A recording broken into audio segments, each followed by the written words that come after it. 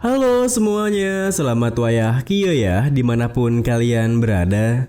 Kembali lagi bersama Mamang dan di video kali ini kita bakal lanjutin manhwa Ahli Pedang Keluarga Tang. Kita masuk di part 43. Di awal video ini, menurut perkataan Yumyong yang mencarinya, kepala keluarga Poison Master yang masih terkejut dengan apa yang dilihatnya pun berpikir, seragam yang bertanda Raigos, bukankah itu berseragam aliansi Raigos Shiva? Seseorang yang seharusnya berada di dataran tengah, kenapa dia ada di sini? Saat kepala keluarga Poison Master yang berpikir seperti itu, Yumyong yang menatapnya tajam menuturkan, "Kau menyebarkan narkoba pada rakyat jelata di tanah tandus ini, menghancurkan hidupku mereka dan menghisap mereka hingga kering.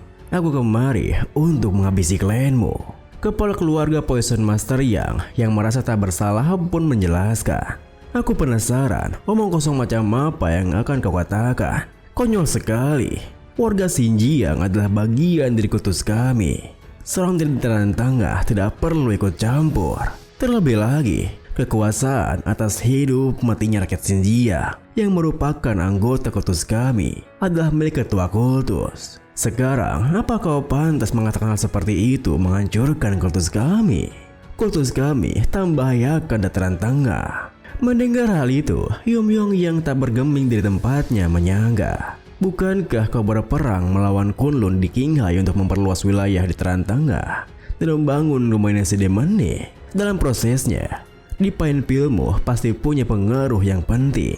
Sebutir pil saja membuat orang kecanduan. Mereka akan bergantung pada pil itu.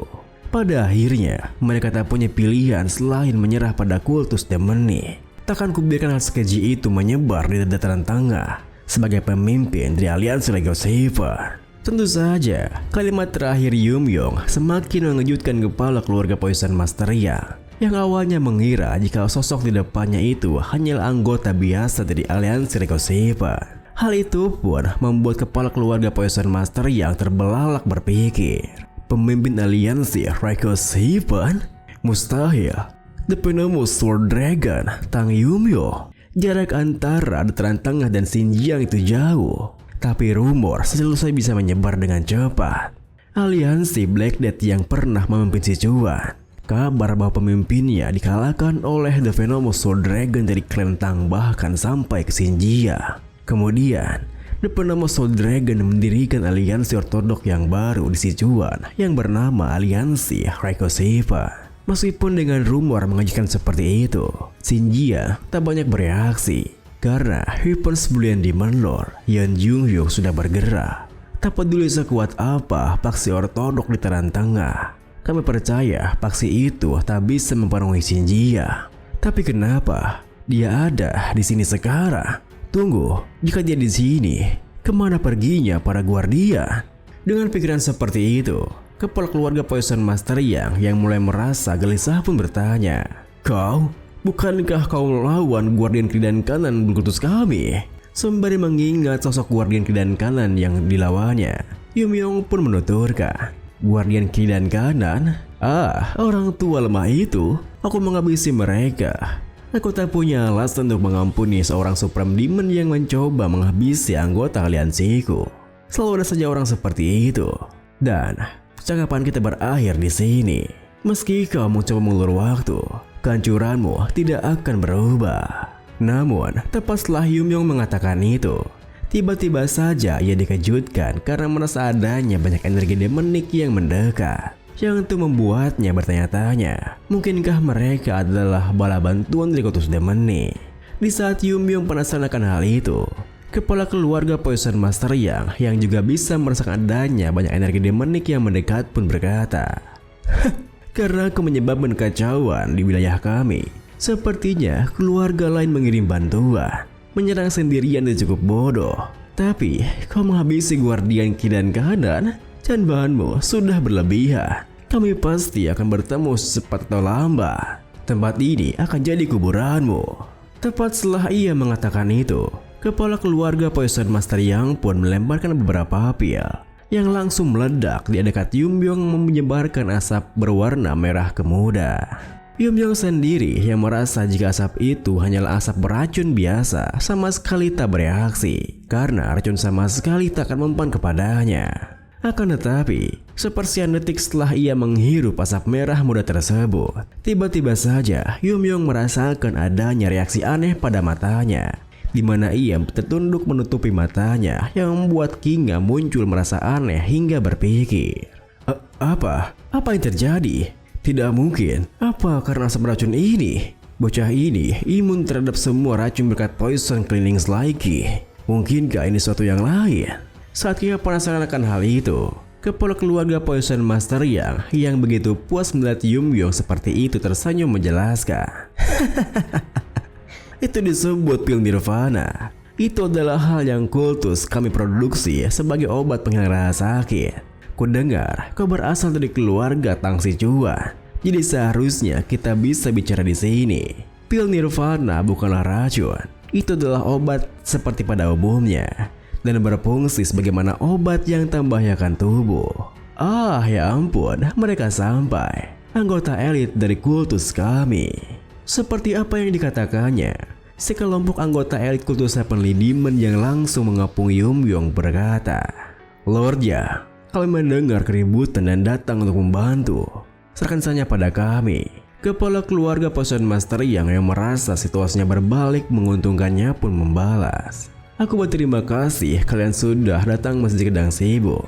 Aku baru saja menangkap penyusup, yaitu pemimpin aliansi Legosipan. Para anggota elit kultusnya pun yang terkejut pun menimpali. Apa? Pemimpin aliansi Legosipan? Kenapa seorang sepertinya ada di sini sendirian? Bukankah dia seharusnya sibuk melawan pasukan demonik yang banyak itu? Kepala keluarga Poison Master yang menegaskan, apapun alasannya, dia mengakui identitasnya. Jadi, kami menangkapnya dan memeriksanya sebelum kalian datang. Aku membuatnya menghirup asap dari pil nirvana. Umumnya, pil nirvana berfungsi untuk menahan rasa sakit. Tapi karena dia menghirupnya dengan tubuh yang sehat, panca inderanya pasti terganggu. Mendengar hal itu, bersamaan dengan Yum Yong yang mulai mengerti akan reaksi yang dirasakan matanya, para anggota elit kultus Heavenly Demon pun menerjangnya bersama sembari berteriak, Ya, itu berarti ini adalah kesempatan kita. Semuanya habis sedia. Sayangnya, belum sempat mereka bisa menggapai Yum Yong. Mereka semua dikejutkan ketika melihat Yum Yong yang tiba-tiba menghilang tepat di depan mereka. Apa? Kemana dia pergi? Itu, semuanya di atas. Tentu saja, melihat Yum Yong yang nampak baik-baik saja seperti itu membuat kepala keluarga Poison Master yang terkejut. Bagaimana bisa Yum Yong mengendalikan inderanya dan menggunakan seni bela diri meski terkena pil nirvana? Meskipun begitu, Yum Yong sendiri yang bersiap untuk mengeluarkan serangannya tersenyum berpikir, Aku tidak tahu apakah asap beracun itu obat atau semacamnya. Tapi aliran yang bisa kulihat dengan flow ice meningkat drastis. Kalau begini, aku bisa melakukan seni bela diri yang kubayangkan dalam pikiranku. Mengendalikan fitur needless di udara dengan ki, membuat mereka bergerak sesuai dengan flow ice-ku, menyebarkannya dalam sekejap, membuat itu berputar seperti topa.